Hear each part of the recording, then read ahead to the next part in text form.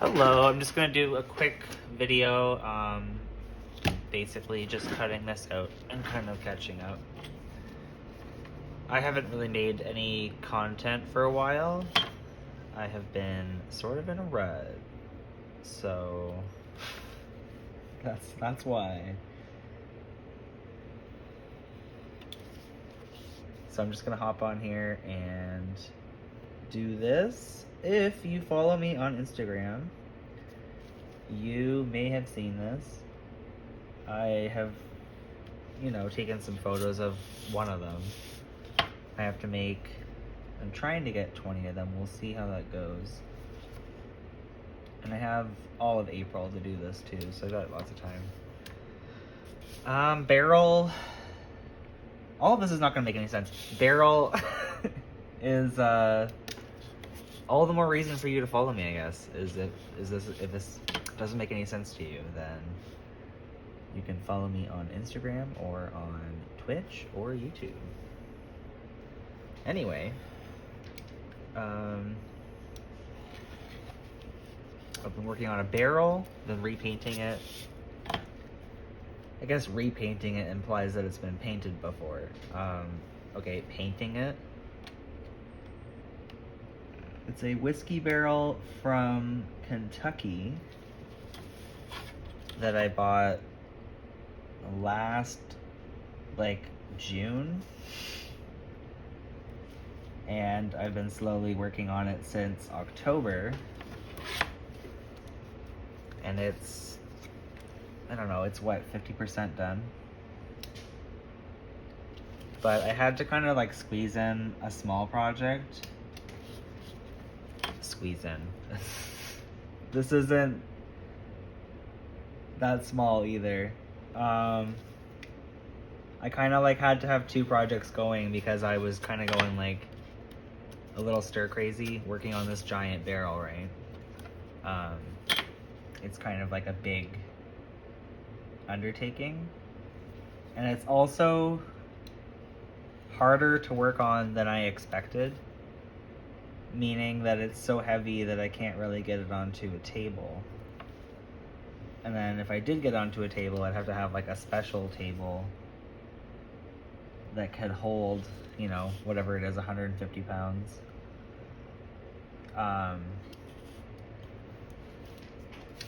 So getting it onto a table, having a table that can support that, that would be all very difficult to do. So I've just been working on it on this little, what are they called? Trucks? Dolly? It's basically a chunk of wood with 4 wheels on it. And it's about, 5 inches off the ground. So it's basically just still on the ground. But this way I can at least rotate it, with the wheels. The casters make it so you can kind of just rotate it as you work on it. But I do have to kind of sit cross-legged on the ground as I work on it, and that's not the best. So it was kind of messing with my back a little bit. I'm hoping this is still in frame. Here, let me just check for a second. Yes, it is. Okay.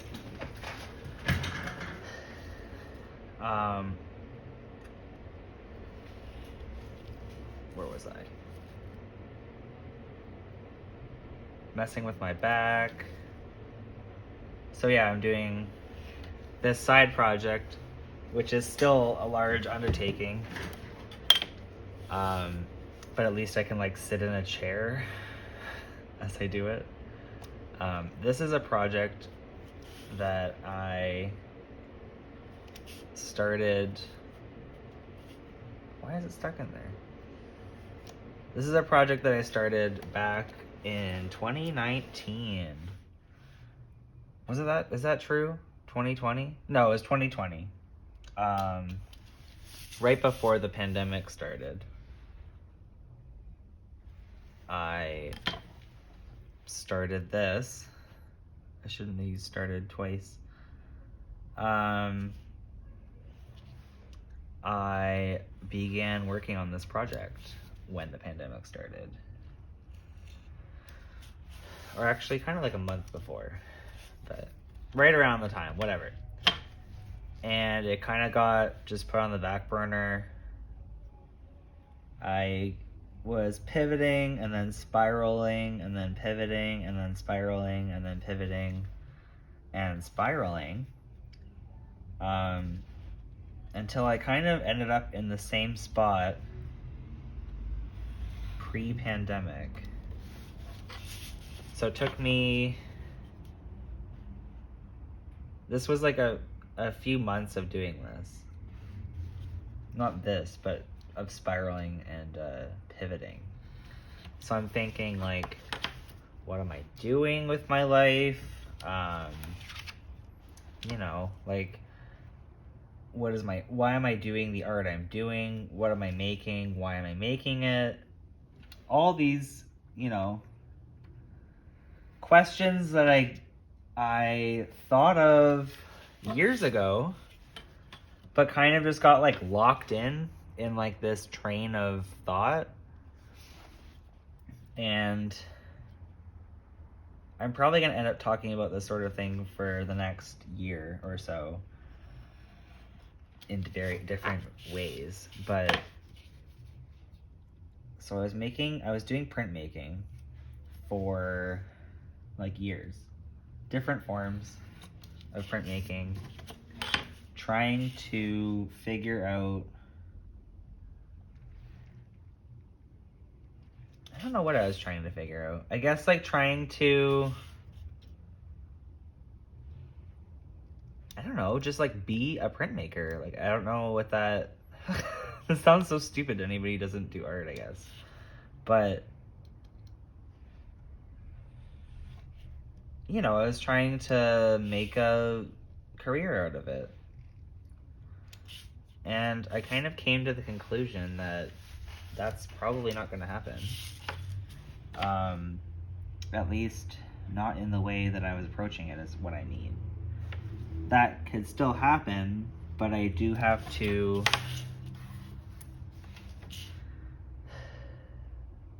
sort of adapt with the times and also just be like true to myself and what I want to do. So I'm still doing printmaking, but now my approach is different. And I also do not want to be exclusively a printmaker, because I, first and foremost, am an artist, and then secondary is printmaker. Or maybe even tertiary, right? I have lots of things that I like to do.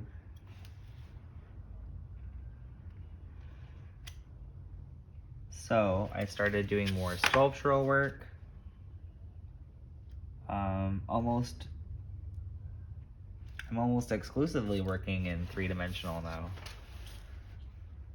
Before I was all trying to be, you know, fine artist.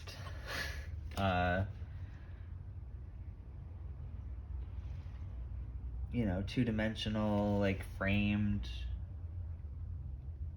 pieces.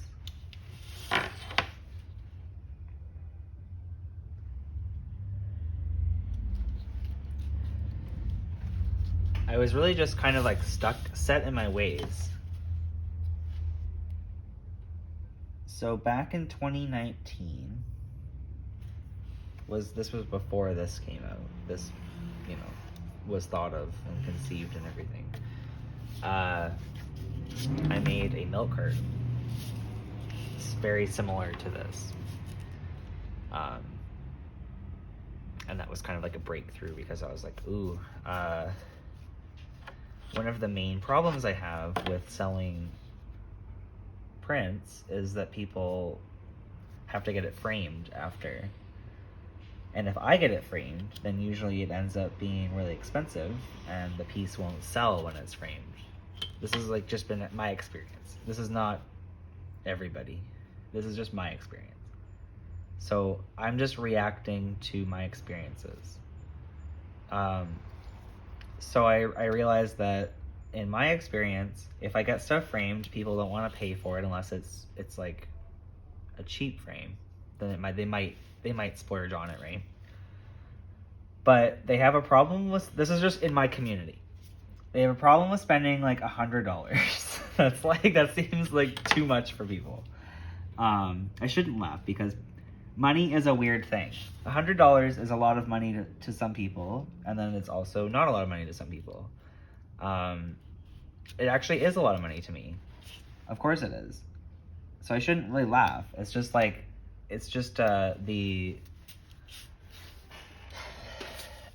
the reality, right? So I was trying to like pivot, like, oh, I have to make my art more accessible. Because that's just what the market is kind of like reflecting. And I don't want to just be hoarding art. And like I want to make people happy, and like I want people to at least experience my artwork in their home or whatever. Like I just want people to, I'd rather people enjoy it for a lower price than just collecting my own artwork. Sorry, I'm probably blocking the view. Ooh, the view of me cutting this out. Anyway, so I kind of just started making like cheaper art, and like, yeah, I'm undercutting the market, I guess, but I don't know, like I'd rather, like, what am I supposed to do? Just not make artwork? Like, hoard artwork? Burn my artwork after I'm done with it? Like, what should I do with all this artwork? If it's not selling, is it my skill level? Is it my content? Is it all of the above? So I'm just trying to like roll with the punches and like read the market and read my audience, and I don't know, I always think of like what I shouldn't have started talking about this before I dug their name out.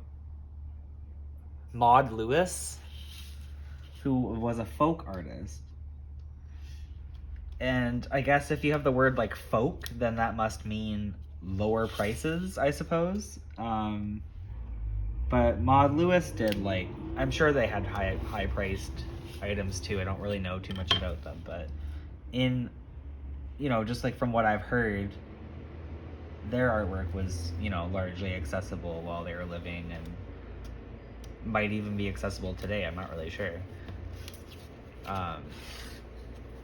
But they just kind of did it because, like, what are they supposed to do? Like, not make all this work? And like they were selling on the side of the road, and like they were clearly doing it for some sort of like, oh, there's a ladybug on my hood. That scared me. I saw it out of the corner of my eye. Ah. I guess it's spring, isn't it? Here, I'll leave you on there for a little bit. Oh, you might stain it though. I don't want you to do that. Okay, come on. Come on. I shouldn't use the knife because that could cut you. Use the pencil. Come on. Get off of there. Go on my glove or something. Go. At least get off of this. I don't want you to stain this. Okay. Oh, that scared me. I thought it was like a not good bug. Well, he might be one of those invasive, like, look-alike ladybugs, but I'm not too sure, and I don't want to just, like, crush him.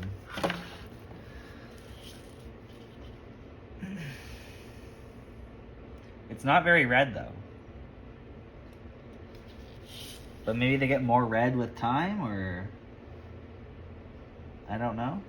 Maybe they're not as red as they used to be or something.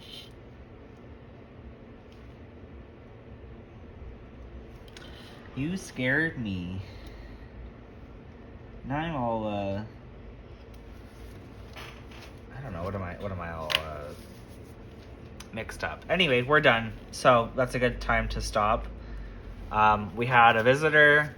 I kind of talked about where I'm at. That probably didn't make any sense. But anyway, this is kind of what I've been doing.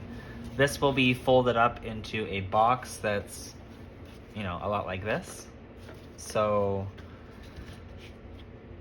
yeah, I will make another video probably gluing one of these together, and I'll show you that next time, I guess. So thank you for watching. Maybe I should do an outro, like an actual outro. Okay, I'll do an actual outro for you. All right, thank you for watching. As we cut out that little piece, I will show you shortly one of them glued together and finished, and I'll show you how I glued them together. That'll be kind of fun to film. We'll see how that goes. Anyway, we'll worry about that when we get to do it. Okay, well, thank you. I'll see you soon. If you're not already, please subscribe. Thank you. Okay, bye.